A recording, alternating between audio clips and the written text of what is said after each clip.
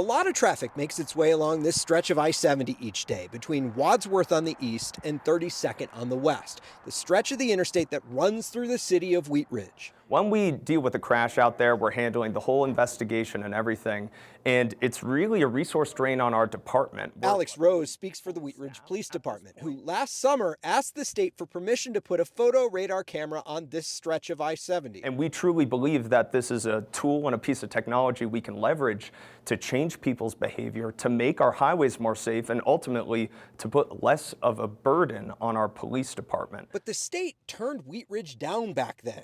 We got the denial that says the state law allowing the use of automated cameras to issue tickets to the registered owners of vehicles caught speeding doesn't allow cities, towns, or counties to put the cameras on federal highways. But Steve on your side has learned Wheat Ridge is pushing to change that law. House Bill 26-1071 was introduced this week doing just that. Rose says if passed, it would allow the city to put cameras on this stretch that's seen a horrific crash history, including several high-profile fatal crashes in the last few years alone. Wheat Ridge is already using photo radar in 2 different places in the city. And we have one that's outside of the high school, right? And so when you look at the first month of us issuing tickets there so that was June of last year to December, we issued 60% fewer citations. We are changing the behavior. But the city's also made about $208,000 since those cameras on city roads went up last summer. Revenue that would arguably explode with a camera on an interstate. The amount of revenue the city could make on something like this would be exponentially higher than the 2 cameras you have out there right now. Right. Is it a revenue generator? I think that it is. I think the other way that you can look at it, honestly, is how much revenue is there, how much money are the taxpayers of Wheat Ridge spending on all of the man hours of investigation for these serious crashes out on the highway.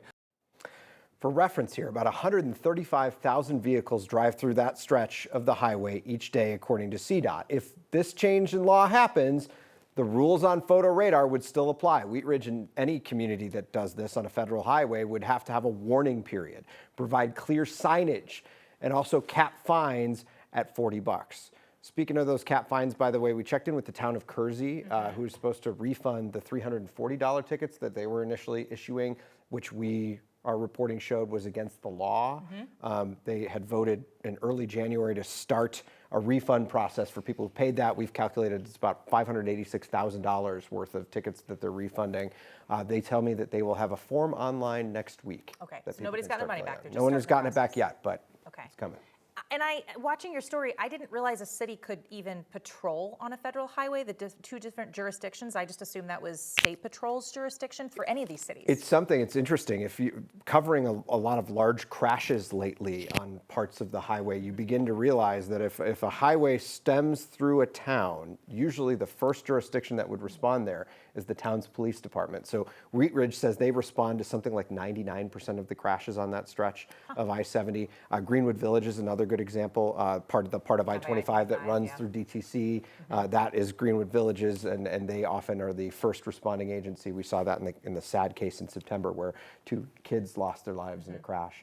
So they have officers responding, and the argument is when you have a big crash, that you often have to throw your entire, especially for a small department, throw your entire department out there, have a lot of overtime costs. But you can't argue, or you can't help but notice the revenue is going to be huge. Yeah, no, for certain. I mean, we in Kersey, for example, 10% of the drivers who passed that camera in the first few days got tickets. So if you take 10%, it's quite a bit of money along I-70. Quite a bit more on I-70 than it would be in Kersey. Oh, yeah. All right, Steve, thanks for your ongoing reporting.